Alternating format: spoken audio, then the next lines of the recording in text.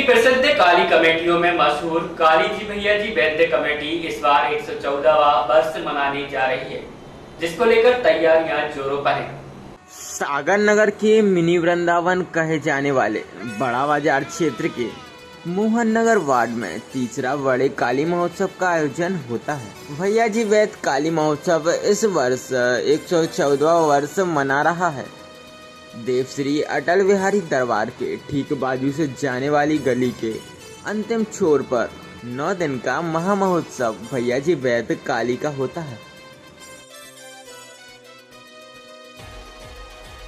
जहां न केवल नगर से बल्कि प्रदेश से भी लोग अपनी मनोकामनाएं लेकर दरबार में हाजिरी लगाते हैं।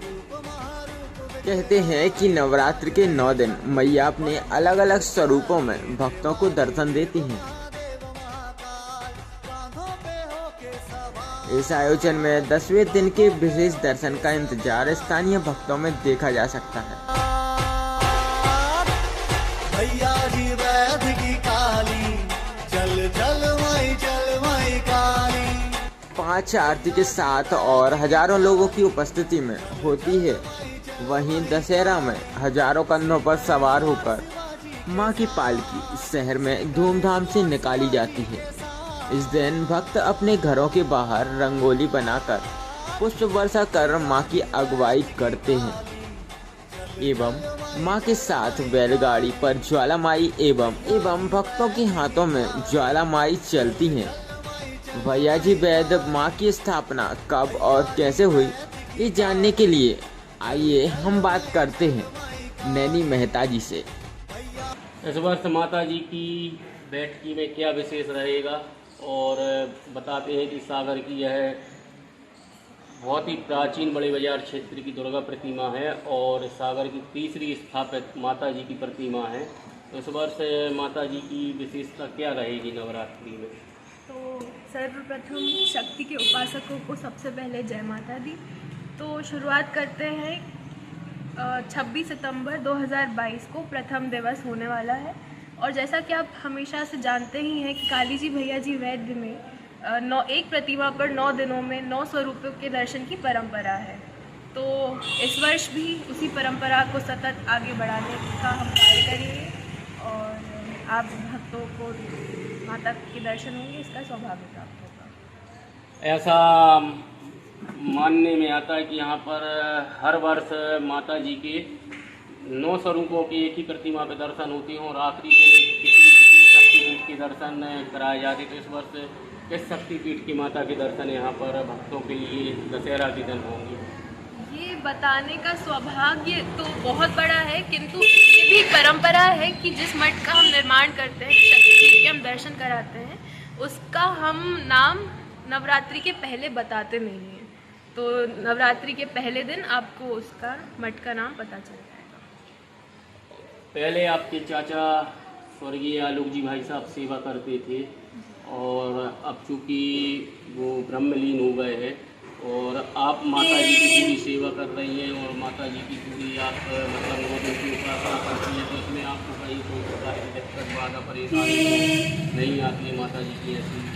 तो इसका हम प्रश्न का उत्तर आपको 2 वर्ष पूर्व ले जाके देते हैं। 2 वर्ष पूर्व ये बात किसी को भी नहीं पता थी कि ऐसी अचानक से घटना घट जाएगी, किंतु चाचा को मूर्ति का निर्माण देखते, क्योंकि उस वर्ष कोविड का काल था और घर में किसी का आना निषेध था।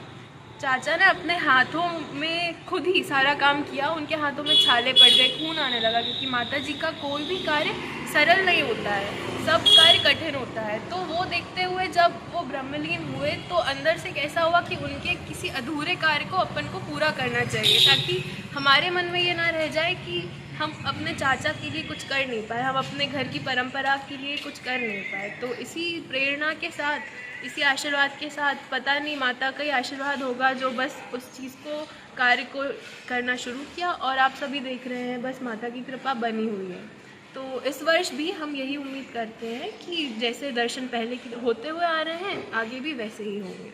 माता का निर्माण स्वयं यहाँ भक्तों द्वारा और आपके स्वयं द्वारा, परिवार के द्वारा खुद किया जाता है? जी। काली जी भैया जी वैद्य मनोती की माता जी की स्थापना है। इसकी शुरुआत हुई सन 1908 में, जब श्रीमती लाईजी मेहता, जो कि भैया जी वैद्य यानी श्री दुर्गा प्रसाद जी की पत्नी थी, उन्होंने शुरुआत किया। उन्होंने मनौती मांगी कि अगर हमारे पति, जो कि उस समय स्वतंत्रता संग्राम में जबलपुर में जाके घायल हो गए थे, चोटिल हो गए थे, तो अगले साल सन 1909 में माता जी की स्थापना हुई। क्योंकि भैया जी वैद्य सकुशल वापस आ गए, तब से ये कार्य मेहता परिवार की मनौती की कामना से चल रहा है। किंतु सामाजिक उसमें हम परिवर्तित कर रहे हैं, क्योंकि माता जी का, काली जी भैया जी वैद्य जो परिवार है, वह केवल मेहता खानदान का नहीं है, वह एक संगठन है। वह हज़ारों, दसों हज़ार लोगों का एक ऐसा संगठन है जो कि हर सुख दुख सिर्फ 9 दिन नहीं, पूरे प्रति वर्ष चलता आ रहा है। माता जी का इस वर्ष कौन सा सन है? तो इस वर्ष काली जी भैया जी वैद्य अपने 114वां वर्ष में प्रवेश कर रहे हैं। चल समारोह 2 वर्ष से 3 वर्ष से लगभग नहीं निकल पाया है कोरोना कोविड के कारण, लेकिन इस वर्ष वैसे ही माता का चल समारोह हजारों कांधों पर सवार होकर ज्वाला माई के साथ जैसा निकलता था, उसी परंपरा को लेकर निर्माण करते हुए शहर में निकलेगा। ये हम सभी लोगों का सौभाग्य है कि कोरोना काल में भी काली जी भैया जी वैद्य अपने उसी आनंद और परम आनंद के उत्सव में दशहरा चल समारोह हुआ है। हाँ, लेकिन ये है कि कुछ मजबूरियाँ थीं, प्रशासनिक मजबूरियाँ थीं और लोगों के स्वास्थ्य से संबंधित भी था, तो उसको उस स्वरूप में नहीं मना पाए जैसा हम लोग पिछले कई वर्षों से लगातार मना रहे हैं। इस वर्ष चूँकि अब सारी व्यवस्थाएं बढ़िया हैं, लोगों का अब स्वास्थ्य की उतनी चिंता, कोरोना की चिंता नहीं रही है, तो पूरे जोश और पूरे आनंद के साथ, पूरे उत्साह के साथ ये वर्ष जो है हम लोग दशहरा चल समारोह मनाएंगे। जो हमारी परंपरा रही है, कंधों पर सवार माता जी, आगे ज्वाला माई और हजारों लोग माता जी के साथ चल रहे हैं, पूरे वैभव के साथ आनंद किया जाए। एक बहुत बड़ी बात यहाँ काली जी में देखने मिलती है कि सागर में ऐसी एक पहली प्रतिमा है जो इतने हजारों भक्तों के साथ चल समारोह में माता कांधों पर निकलती है और ज्वाला माई निकलती है साथ में, लेकिन बहुत अनुशासन रहता है। इसका क्या ऐसा कुछ है?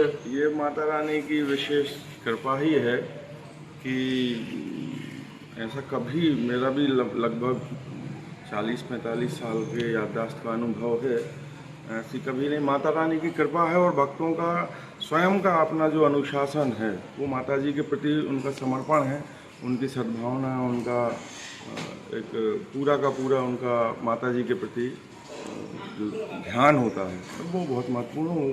सबसे बड़ी बात माता रानी की